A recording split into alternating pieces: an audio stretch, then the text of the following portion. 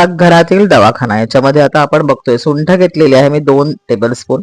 4 tablespoon त्याला गुळाची powder घेणार आहे। तुम्ही गुळ घेतलात तर थोडंसं मिक्सर मध्ये फिरवा म्हणजे ते एकजीव होईल।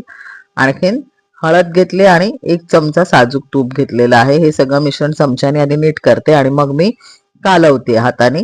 जर तुम्ही मी म्हटलं तसं खडा गुळ घेतलात तर मात्र मिक्सर मधनं फिरवा। त्याच्यामुळे तुमच्या थंडीचा त्रास, पोटाचे विकार, पचनशक्ती, घसा दुखणं, खवखवणं सगळ्यावरती हे गुणकारी आहे। आणि आता आपण वेट लॉसचा काढा बघतोय, ज्याच्यामध्ये 1 ग्लास पाणी घेतलेलं आहे। त्याच्यामध्ये मी एक अर्धा चमचा सुंठ पावडर टाकणार आहे।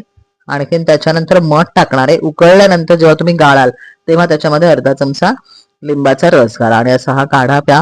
80 पोटी रिकाम्या पोटी प्यायचा आहे आणि रात्री जेवणानंतर। याचे डिटेल्स मी व्हिडिओमध्ये केलेले। पाकघरातील दवाखाना। याच्यामध्ये आता आपण बघतोय सुंठ घेतलेली आहे मी 2 टेबलस्पून।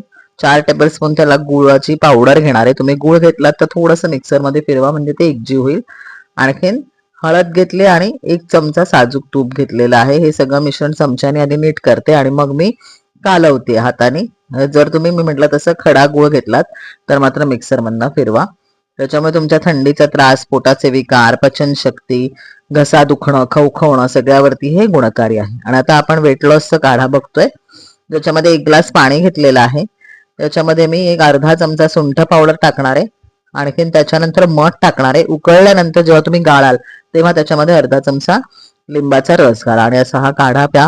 80 पोटी रिकाम्या पोटी प्यायचा आहे आणि रात्री जेवणानंतर। याचे डिटेल्स मी व्हिडिओमध्ये केलेले। पाकघरातील दवाखाना। याच्यामध्ये आता आपण बघतोय सुंठ घेतलेली आहे मी 2 टेबलस्पून।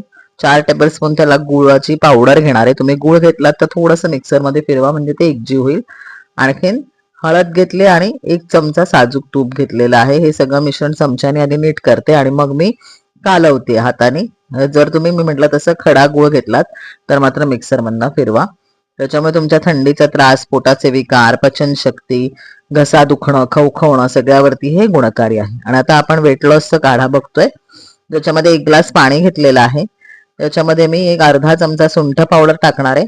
आणखीन त्याच्यानंतर मध टाकणार आहे। उकळल्यानंतर जेव्हा तुम्ही गाळाल तेव्हा त्याच्यामध्ये अर्धा चमचा लिंबाचा रस घाला आणि असा हा काढा प्या। 80 पोटी रिकाम्या पोटी प्यायचा आहे आणि रात्री जेवणानंतर। याचे डिटेल्स मी व्हिडिओमध्ये केलेले।